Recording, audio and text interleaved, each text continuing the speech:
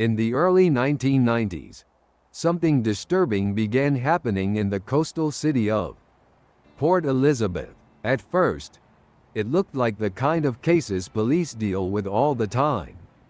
A woman disappears. A few weeks later, another person goes missing. Sometimes the missing were teenagers, people who didn't have a stable home. Cases like that are rarely connected right away. But over time, something changed. Eventually, some of the missing people were found, and almost every time, the circumstances of their deaths looked eerily similar. The cause of death was strangulation, and that's when investigators began asking a serious question. Could these crimes actually be connected? Back then, Port Elizabeth was a major port city on the Indian Ocean. During the day, it looked like any busy industrial town. Cargo ships moved through the harbor. Trucks rolled through the streets. People headed to work. But at night, parts of the city felt very different. On the outskirts and along certain roads, people gathered who didn't have stable lives. Some were looking for temporary work. Others were simply trying to survive on the streets. Many of the disappearances happened among these vulnerable groups. Sometimes bodies were discovered in open fields. Other times, they were found near roads outside the city. But almost always, there were no witnesses. That made the investigation incredibly difficult. In the early 1990s, South Africa was going through massive changes. The country was moving out of the apartheid era. Law enforcement agencies were dealing with major restructuring. Crime rates were high. Police departments were overloaded with investigations. In an environment like that, disappearances among vulnerable people didn't always become top priority cases right away. Many investigations remained separate for a long time. But eventually, detectives started noticing details that were hard to ignore.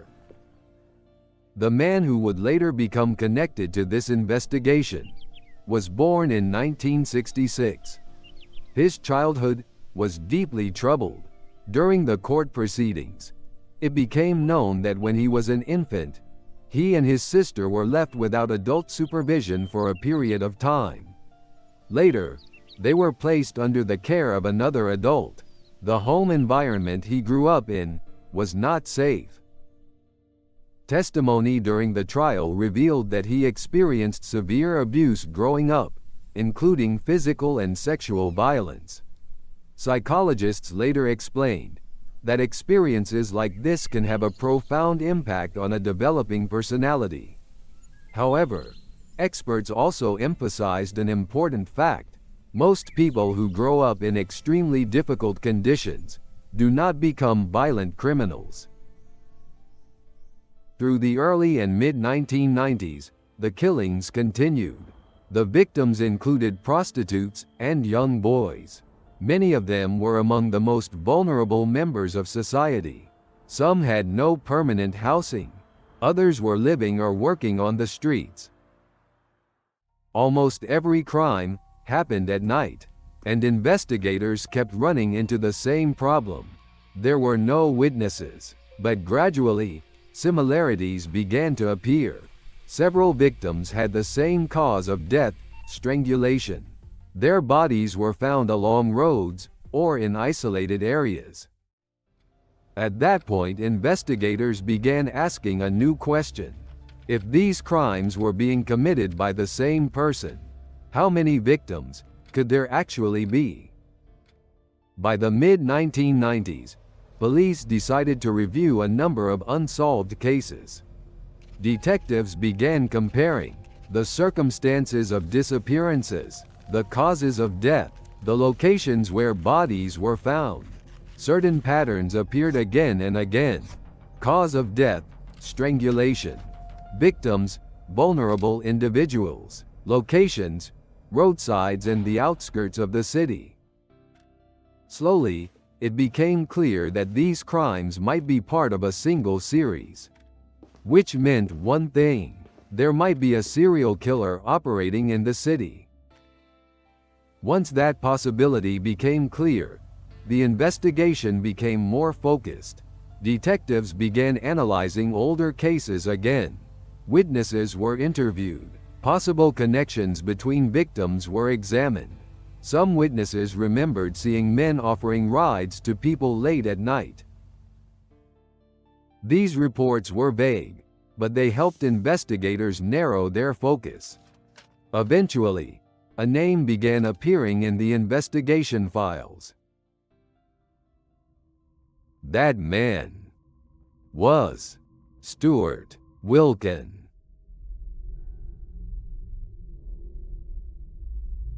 Police began checking his possible connection to several murders.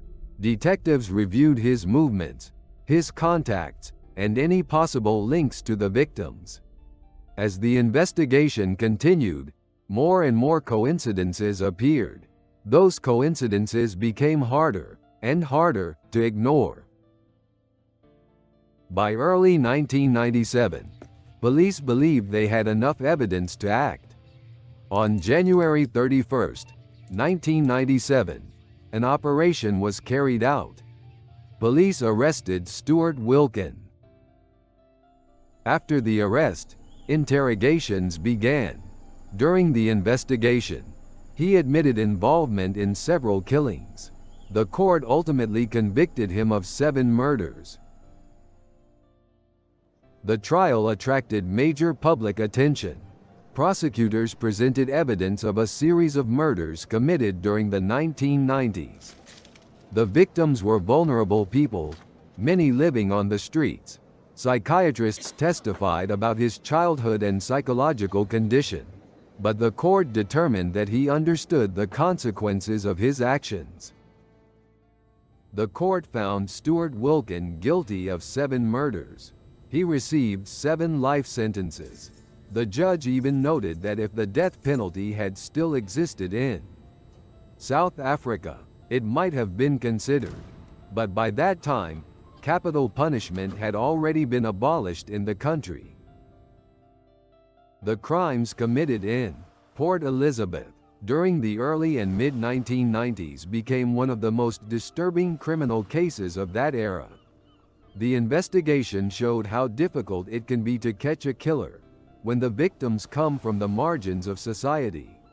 Some cases from that period were never solved, which means investigators never ruled out the possibility that the real number of victims could be higher. The case remains one of the most well-known examples of serial murder in the history of South Africa.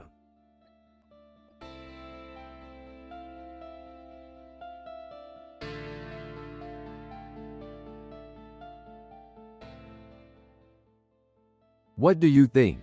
Could there have been more victims that were never discovered? And why did it take police so many years to realize a serial killer was operating in the city?